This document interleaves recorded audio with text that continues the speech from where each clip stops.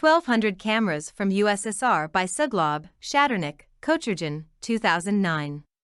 Year update. Book is now called 1200 Cameras and the covers are early prototypes. The new Soviet/Russian Camera Authority is in town. A book by Viktor Suglob that is coming out spring 2009 in Russian and later in English will be the most comprehensive catalogue of Soviet equipment known to date. Viktor Suglob owns a photo museum in Minsk, Belarus with more than 1,500 cameras on display. The museum is open for public. Also attached are some of the Viktor's cameras that will be featured in this book.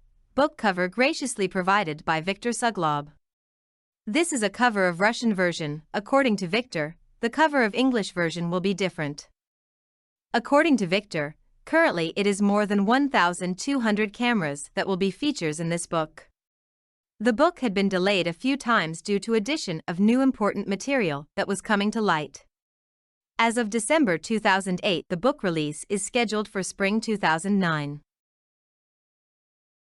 How the book was created. As fate would have it, this unique book dedicated to camera industry in USSR had appeared in Belarus. Its authors are Sergey Kochergin, Viktor Suglob and Grigoriy Shaternik. Viktor Suglob had become the soul of this creative team, a professional photographer and a camera collector. Together with Grigoriy Shaternik, he had created the only private museum gallery in Belarus, Mir Foto. A unique personal collection of Viktor Suglob contains more than 1,000 photo cameras, which include the rarest experimental pieces like Zenit-ETm, Vizit, incredibly rare camera Almaz 2-250, as well as Zenit-AM, BelOMO, Zenit-11, from the 4, 5, 6, 11 series, Photosniper, BelOMO. The authors had dedicated almost 10 years to the search and cataloging of Soviet photographic equipment. This was the time of much travel and meetings with collectors from Minsk, Moscow, St. Petersburg, Kiev, Kharkov, as well as acquaintances with camera designers and people collecting photographic equipment. That is how the material was researched for the book, and the camera collection of Soviet and Russian cameras was growing into most likely the biggest one in former USSR and even maybe in all of Europe. Viktor Suglob, back in 1990s, had met with the French photographer named Valia Ouvrier. The first time they had met at the ski resort in Mineralnaya Vody. Valia Ouvrier had attended school in USSR in the past and had spoken fluent Russian. He had told Viktor about his friend and colleague in the field, Jean-Loup Princel, and had initiated Viktor into their grandiose plans. The Frenchmen were preparing the release of the book 300 Leica copies. Viktor, as a responsive and interested person in this endeavor, had readily offered his help. As a result, when the book was published in 1990, there was a lot of material included in the book provided by Viktor Suglob. When he had met Jean-Loup Princel in Paris, Jean-Loup had told him about his next idea. He is preparing the publication of the catalogue made in USSR. The authentic guide to Russian and Soviet cameras. Viktor had offered his help once again. Sometimes the search for materials in former USSR conveyed feeling of a mystery novel. In such a clandestine way, thanks to Suglob's friend Viktor Sarosh, he was able to get into Kharkov's Fed factory, known for making the Fed cameras. They informed the administration of their visit, but no one had apparently alerted the security. So here is Viktor, walking the factory grounds, carrying 2 reproduction cameras. From the security personnel's point of view, he looked like a spy. The security suddenly jumped him, beat him up and were about to handcuff him, while almost breaking his arms. It's when they got a call from above. It happens, he was told unapologetically. The installation is mostly classified. This famous in Soviet times factory was based on a juvenile colony headed by the renowned educator Anton Makarenko. Viktor Suglob had a lucky chance to meet one of the former teachers of the colony, who later became a designer of cameras Fed 2 Stereo, Zarya 123, Dmitry Umrakin. The camera designer had shared some of his memories. During the war, the factory was evacuated to Siberian town Berdsk. Among the factory workers there were some that did not want to be sent to the war front. To get themselves out of military service, they had bribed the administration of the Army Draft Office in the form of boar or moose meat in addition to a camera taken from the factory. Very often they would make a presentation engraving. One of these cameras was donated to the Mir Foto Museum by Dmitry Umrkin. This was a 1943 Fed with engraving MIK. Possibly this camera was made for the Mikhail Ivanovich Kalinin, a chairman of the Presidium of the Supreme Council of USSR. Jean-Luc Princel's book was published in 1995 and immediately gained world recognition among collectors and photography lovers. In the second edition that was released in 2004, the author had wrote that the book was dedicated to my Russian friends that helped me sparing no effort. If they can do it in Paris, why don't we publish our own catalog in Minsk? Thought Viktor, especially when every fourth camera in USSR was made here. There was little left but to find common-minded people.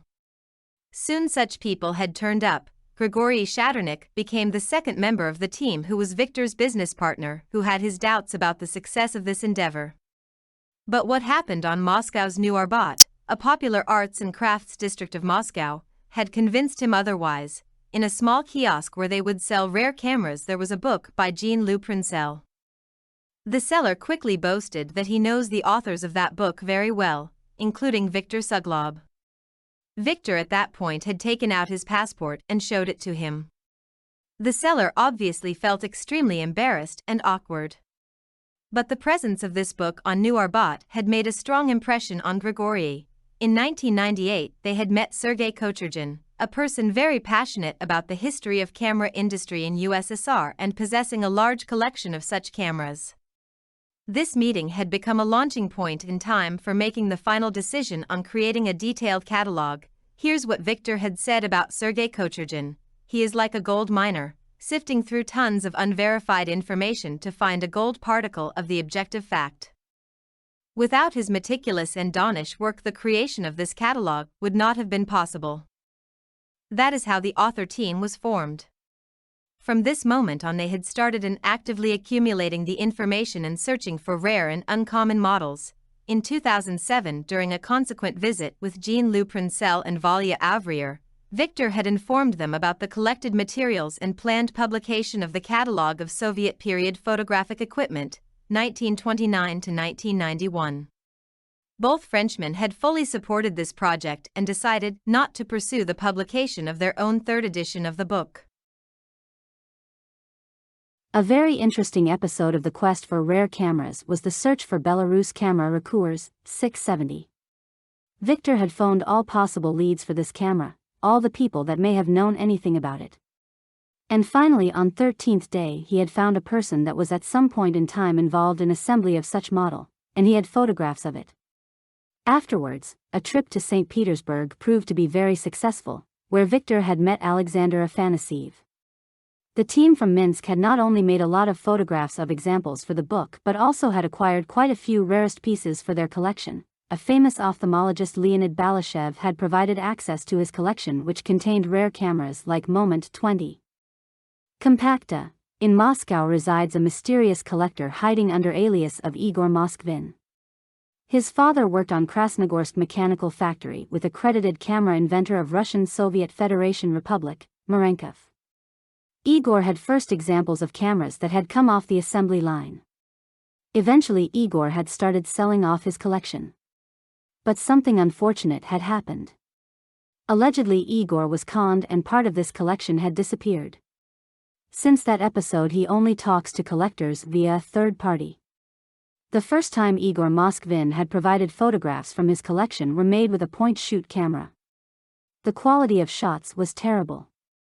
He was asked to find a professional photographer to take those pictures, but the photographer had taken pictures with a wide-angle lens.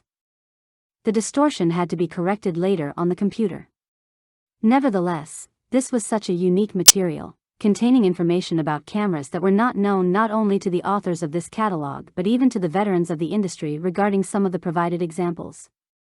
This is not surprising if we recall the story told by Anatoly Padalko, a camera designer at KMZ. In early 1980s, a General Secretary of Central Communist Committee Leon Brezhnev was photographed on a trip outside of USSR with a Polaroid camera and given the resulting picture right there and then. Upon returning back to Soviet Union, Brezhnev had summoned Dmitry Ustinov, Minister of Defense of USSR at the time, and had given him a task. Soviet Union has such advanced photographic industry and we do make a Polaroid? Start producing it right away. A Minister of Defense in turn had summoned Anatoly Padalko, who he was friends with, and explained the given situation. As it was said, it was done. Newly invented camera had worked perfectly, but the Soviet chemical industry could not produce the film packs. But the question is, what was the name of the camera? Even the designer himself could not answer it, he forgot. When Anatoly Padalko had found out about the existence of the Photo Museum in Minsk, he had given the authors of the book another interesting camera, Photon, Super, 1, Zenit, number 0001. Also there is another tale of one camera designer from Belarus. It's the kindest person, Adam Andreevich Sil. In 1980, a unique camera for its time was made under his direction, Avtolikin 645, the prototype of which is now located in the museum Mir Foto. The Soviet Union had collapsed, but the cameras made in USSR remained. Thanks to enthusiasts, the Soviet cameras are known and collected in Belarus, Ukraine, Lithuania, Austria, Belgium, Germany, Italy, UK, Australia, Brazil, China and many other countries. The book author team and Viktor Suglob personally would like to deeply thank their friends, undeterred enthusiast collectors of Soviet cameras and foreign authors of books of Soviet and Russian photo equipment Jean-Louis Princel and Valia Auvrier. Their publications to this day are being served as Viktor Suglob's everyday references and kept on this table at all times. He considers these people to be his teachers. The authors also sincerely thank for their help Moscow residents Igor Bazhan and his team RSU Repair Shops, Yuri Krulov, Alexander Kamenin, Igor Moskvin, as well as St. Petersburg's Alexander Afanasiev, Leonid Balashevich, Kiev's Yuri Davydenko, who had made a big contribution to the creation of this catalog. And a special thanks to Idas Pikiotas from Vilnius. The authors hope that first edition of 1000 photo camera from USSR will interest not only professional photographers and collectors but a wider audience in all parts of the planet. They will have a chance to familiarize themselves with the most interesting catalog of Soviet photographic equipment and experience the diverse world of photography. Preface: Soviet camera making, which was actively developed in the USSR times, is high on the list of the countries producing the XX century cameras and thus deserves being described in detail. A full-length analysis of a wide range of models and modifications of photographic equipment produced in the USSR from 1929 to 1991 gave us an impulse in creating this catalog, which is a detailed classifier. The given catalog is not universal under the nomenclature of the photo equipment made by the Soviet industry. Such absolute information simply does not exist.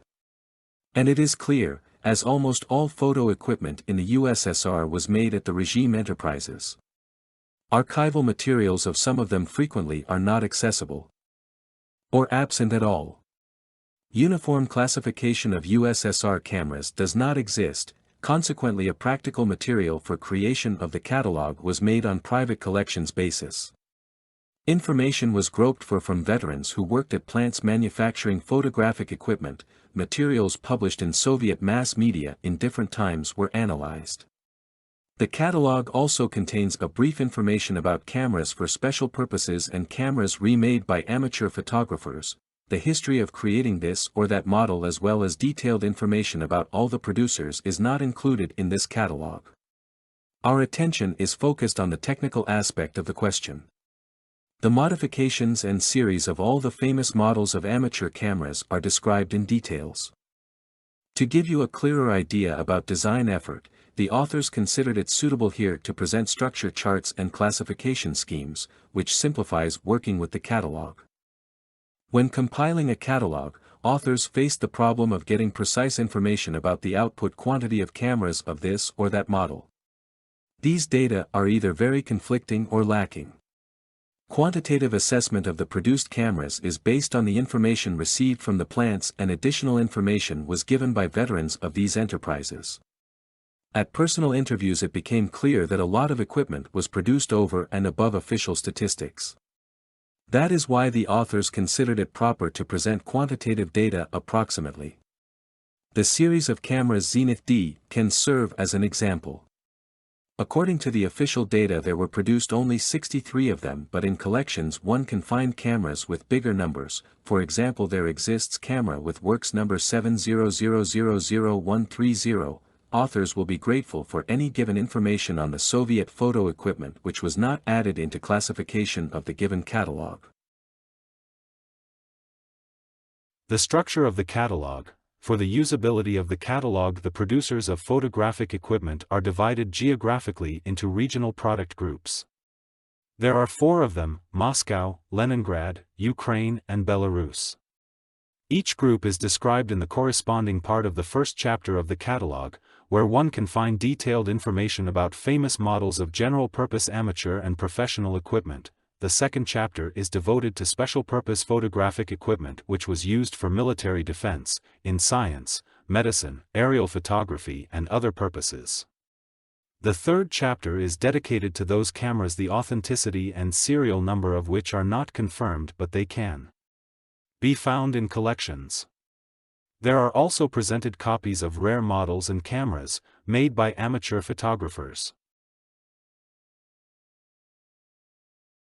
The classification of photographic equipment. The classification is based on the following notions and definitions. The photographic camera is a device with the help of which the image is formed on the primary image carrier. One must bear in mind that the lens can be easily detached from the camera and replaced by another one with different optical characteristics. Models Fed, Zorky, Zenith, Salit, Kiev, and others can serve as examples. The camera is similar to the photographic camera, but its lens cannot be separated from the frame. Models Smina, Sokol, Agate, and others. In the heart of the classification are models, i.e. groups of photographic devices of one producer with the same name and performance attributes. Some models possess distinct modifications in different series. The modification is a group of cameras or photographic cameras of the same model with constructional changes affecting service properties. The series includes photographic devices of the same model or modification with constructional changes not affecting service characteristics. For a more detailed classification of such models as Zorky, Fed can be distinguished groups of models, ranges of models, and sets of models.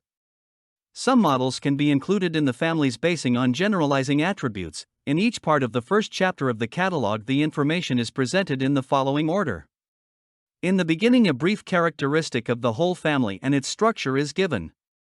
It is followed by the description of models accompanied by detailed classification schemes.